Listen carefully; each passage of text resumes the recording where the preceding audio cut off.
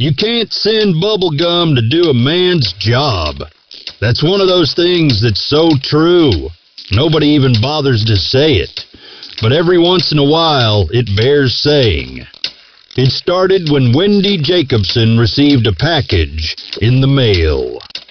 It wasn't the kind of package she usually got, with a little black swoosh on the side and tape that said Prime all over it in blue letters. This one was all wrapped up in string, which struck Wendy as being one of the quaintest things she'd seen in a long while.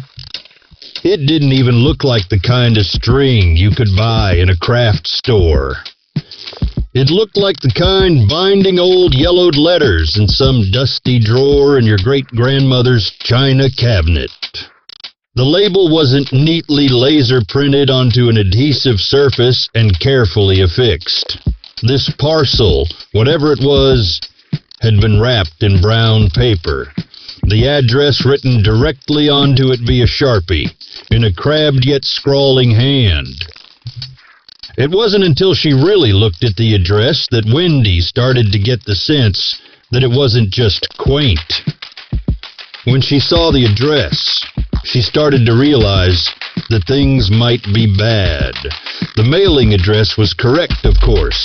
How else would it have found its way to her home? But the return address, that was the problem. Crypt, where the dead sleep. Below the bodies, below the dirt. Under the leat, beneath the shadow. The first below was underlined time and time again, as though the reader ran the danger of not realizing how insane the inscription was, and needed their attention called to it. Wendy hadn't picked up her strange new delivery yet, hadn't even touched it. Now that she had seen that, she was certain she didn't want whatever was inside. That's when she noticed something worse. The edges of the package were darkening gradually, as if something deeper inside were leaking out slowly. She instinctively prodded it with her foot, and the box instantly lurched in response. It was unspeakable. The thing moved. Not much, but enough. The stain was spreading faster, too. Wendy gaped at the thing trembling on the sidewalk, crimson droplets beading on the asphalt around it, and retreated inside in a mindless, automatic fog. She came back with a broom. Wendy didn't use the bristle end for some reason, but poked at the package with the broom handle. The paper of the bag ruptured like a popped balloon, and something dark red spurted skyward in an arching, arterial gout. Before she could react, Wendy's wrist yanked her forward as though an invisible mastiff tied to the broom handle had just shot off after a squirrel. The bristles smacked her face, leaving a long scratch across her left cheek. Some extreme force, with the irresistible pull of factory machinery, pulled the broom into the still gushing parcel. For a few stunned seconds, she fought against the opposing pull, as though her life depended upon maintaining her grip on the broom. As she felt it slipping inexorably out of her fingers, she realized her madness. No broom was worth this. She let go and fell back against the outside wall of her house, watching with confused terror as the small tear in the parcel absorbed the long, seasick green handle of the broom. The strangely addressed package seemed to gulp it in, like someone stuffing as much of a beef jerky stick into their craw as they could stand. Wendy realized that she didn't have a moral obligation to sit there and watch this parcel eat her broom. She decided instead to go inside and slam the door. She grabbed her keys off the counter, headed out the back door, which she left open, and drove as far away as she could on one tank of gas before she dared to get out of her car. For this reason, she wasn't around to notice when the package, having dispensed with her broom, began to spray dozens of blood rivulets outwards at once, like a whirling lawn sprinkler, covering the front of her house with a hideously suggestive spatter of gore. Duh! I am not an apex predator, chanted Chauncey. I am not at the forefront of modern microbiotics. His father, drunk, turned up the volume on the ancient cuboid television. On the cathode ray tube, two blurry men leered at each other across a pockmarked table. Chauncey and Hervé McMillian were among the shrinking minority of households who hadn't joined the flat-screen LCD revolution. In fact, if Hervé was going to hang anything on his wall, it was likely to be his brain-addled son, Chauncey. "Do you hear me, father?" said Chauncey with a rattle, slamming his fist against the wall and pounding his chest with his other hand. "I'm not like unto the world of bees. No dance shall I do to indicate a path towards honey for my brethren, however sterile they may remain." He gasped raggedly before continuing. "And yet I shall make my way into the world of men and let fly with bolts, bolts of such fury as to make the angels weep." He collapsed after this soliloquy, sobbing like a widowed mother. Hervé grunted and turned the volume a few notches higher. "I will not submit to the machinations of indignity," Chauncey choked out between his sobs. "Why the fuck not?" Hervé grunted, turning the volume up a bit more. The speakers on his old TV were shredded like Enron's accounting papers. But what of it? Hervé wouldn't be able to hear what the people on his TV were talking about, even if the speakers were top-notch, not with the way his man-child of a son prattled on. "Because," Chauncey said, gulping down air and wiping the tears from his beet-red cheeks with the back of his hand, "because the red engine of Death Almighty stops churning for no man, no matter how small." "That's a fucking shame," Hervé said. "A goddamn lying down, crying ass shame." "Your wooden boat of youth would sink in today's waters, father." "I ain't your dad," Hervé said, knowing it was a lie. "Your mom fucked some pond scum and then tried to have an abortion. I've seen wall clocks with more sense in their second hand than you have in your whole brain." "You see," said Chauncey, beaming. He stamped a single foot, pointed knowingly. "That's precisely what I mean." "Get back on your side of the line," Hervé said through a flat mouth. His teeth barely separated as he spoke. "Get on your side of the line, stay there, and shut up." The TV clicked to its maximum volume. Chauncey, doing as he was bid, slunk back to his side of the line and began to toy with the slack in the chains afforded by this short retreat. Hervé took another swig of beer. Damn chains! They were too damn long. His idiot brat of a boy could rattle them around like the goddamn ghost of Christmas goddamn past. Wendy Jacobson filled her tank with gas and stopped in at the diner next to the station for something to eat. She was 300 miles from her home and hadn't eaten in roughly 12 hours. When she walked into the diner, a man with a pale face and bright green glasses slid into the seat next to her. "I'm sorry," she said. "I don't want any company." "I can see that," said the man. His voice was small, reedy, but strangely deep. "Then, why sit down?" "Because I've been expecting you." Wendy snorted, just what she needed, after the day she'd had. "Expected me in particular? Nice trick, since even I didn't know I was coming here." "Not you particularly, no.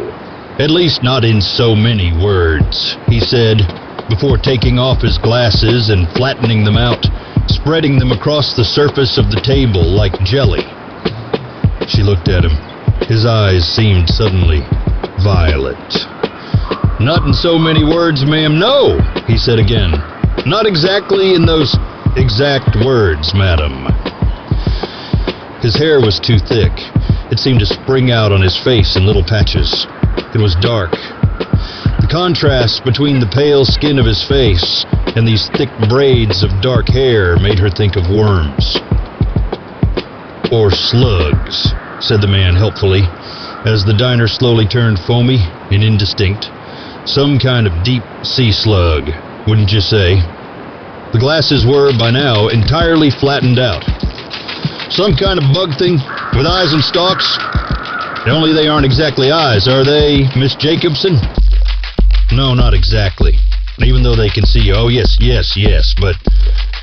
Oh, no, they're not really eyes at all, are they? There's something... He paused, searched for the words. Something worse. She tried to scream, but then she realized she already was. Ritor. Chauncey clapped his hands. Another one! Got another one! Shut your candy-sucking mouth, you nasally puke, shouted Hervé. They got the package, but they didn't open it, Chauncey continued in the same excited voice, oblivious to Hervé's anger. But it's okay. They didn't get far before the message got through. Hervé grunted and uncapped another beer. What the hell was his cornbread for brains son even talking about? See, Chauncey said, hoisting a tiny figurine of a girl. It got through. Hervé rose from his stained recliner, his pupils huge and spinning in his irises. His rage ran ahead of him like the heat streaming from an open oven door. It was a rage powered by fear, however little Hervé would admit it. Before Chauncey even processed his rapidly approaching father's anger, Hervé wrested the small porcelain figurine away from his scrawny, malnourished teenage son. Where did you get this? Hervé said, his nostrils flaring with every syllable. Where the fuck did you get this? Don't hurt her, Daddy. I ain't your goddamn daddy. Hervé clouted his son over the head with a fist clenched around the small figure. The boy collapsed in a heap, the chains shackling his wrists and ankles, jangling down around him like spider webs. Where the fuck did you get this? There was no answer. Hervé looked at the figurine. It wasn't the first he had found.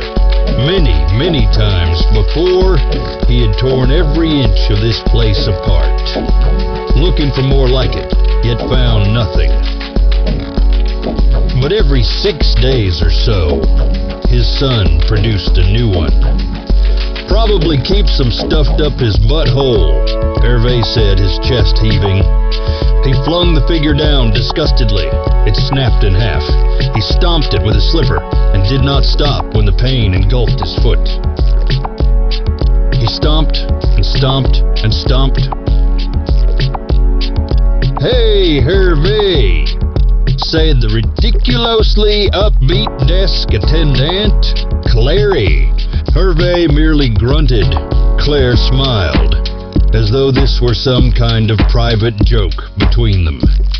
It was 4 a.m, and the sight of anyone smiling, even the radiantly serene Claire, offended something deep in the core of Hervé's being.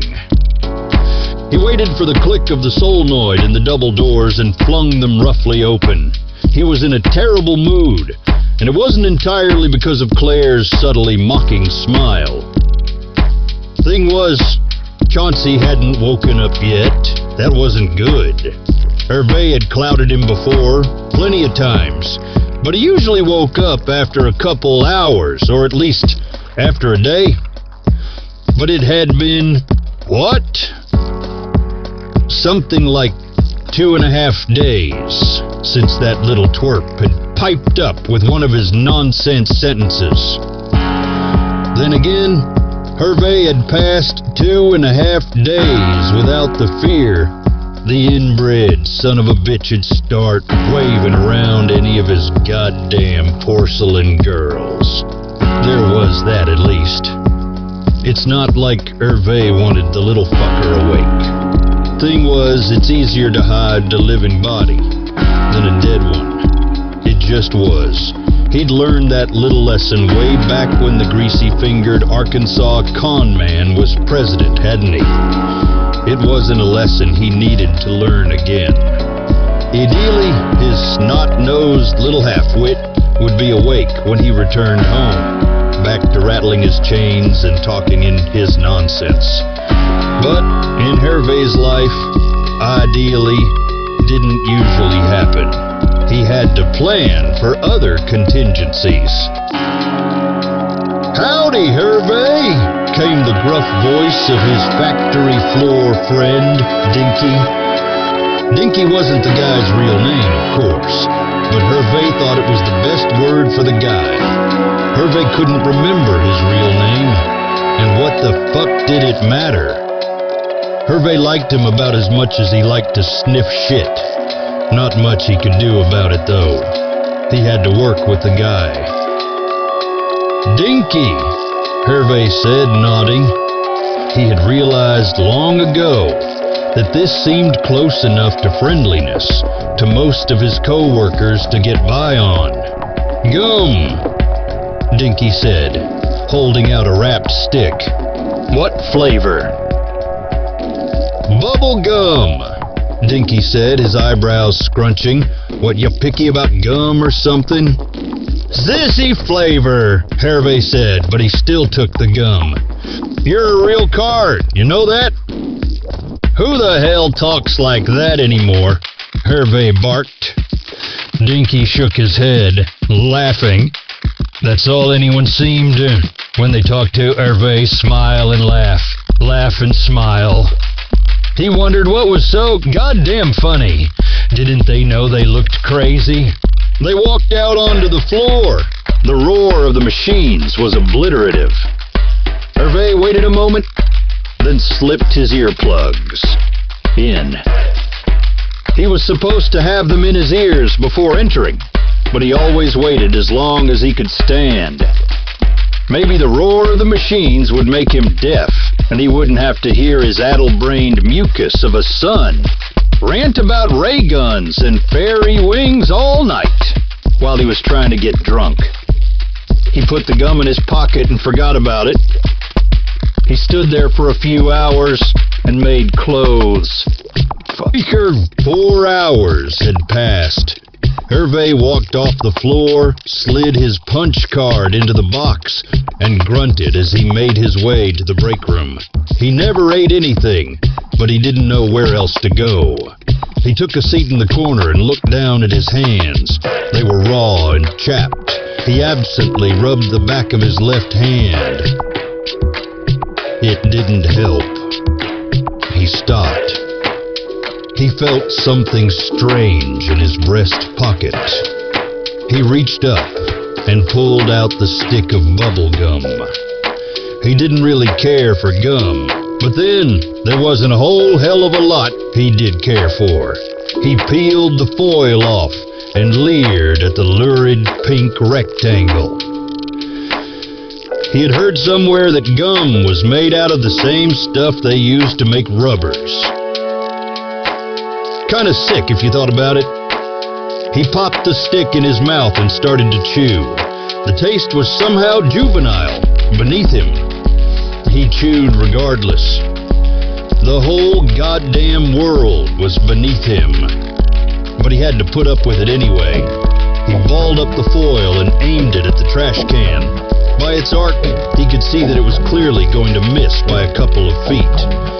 But Hervé was distressed to see the little circular wastebasket slide across the floor to catch it anyway. That wasn't good, was it? It didn't seem good. Hervé didn't like it. He instinctively spat out the gum. Pain erupted, like someone had jabbed a scalding branding iron into his gob.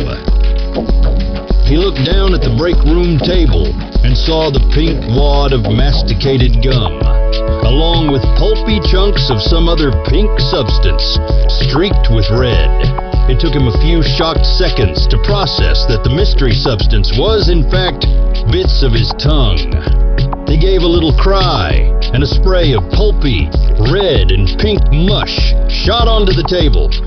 He reached up to touch his mouth, and stringy, sticky gobs of flesh came off on his fingers like hot glue.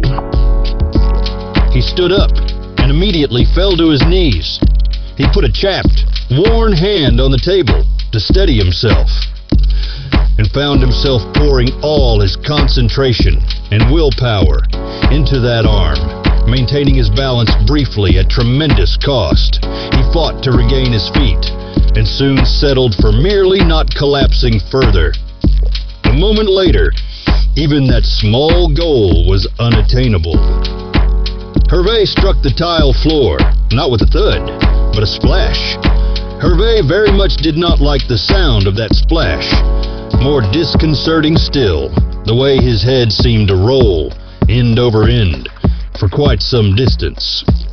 It lodged itself in a corner where he blinked a few times in disbelief at the scene greeting his eyes. A disarrayed pile of his own, empty clothes, each garment soaked in some putrefying yellowed liquid. The sight was abhorrent.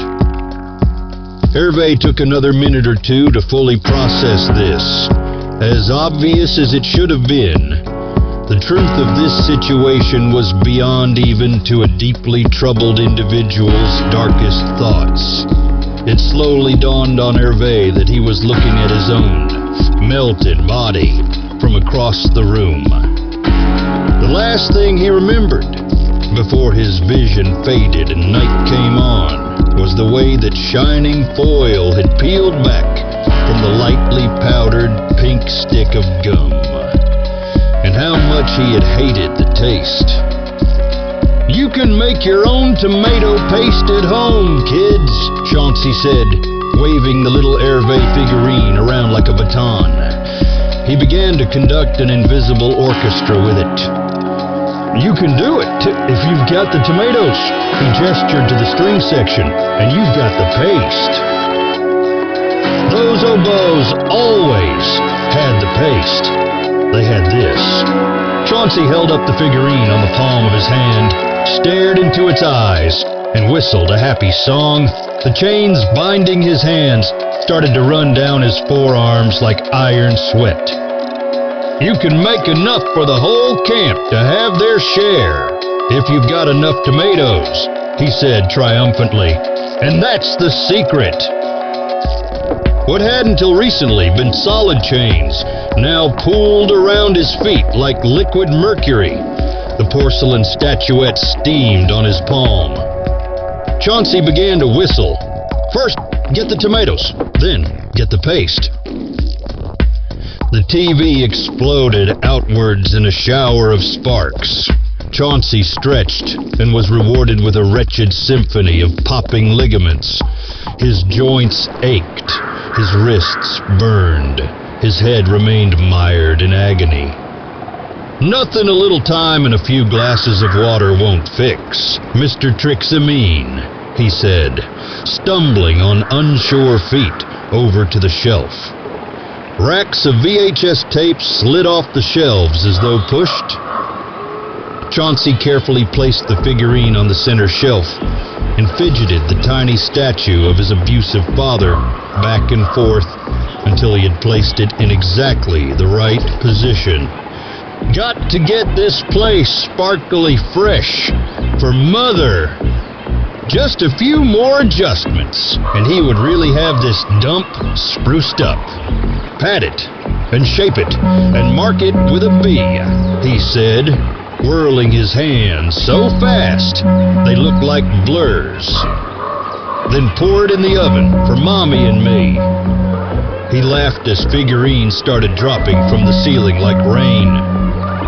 Along came the man with the penny to pay, Chauncey said, running a dried tongue along his cracked lips. And he took one bun and he went. Thousands of figurines poured from the sky, as though unseen Bombay doors somewhere had opened up and loosed a torrent of them. The figures piled up so quickly, only Chauncey's head and shoulders still stuck out above them. Way! With an ear-splitting pop, Chauncey seemed to turn inside out. A tiny, grinning figurine sporting an exact replica of his clothes sat atop the pile of ceramic people, and the downpour of porcelain statuettes ceased. The night was strangely quiet, and so was the next day, and the day after that.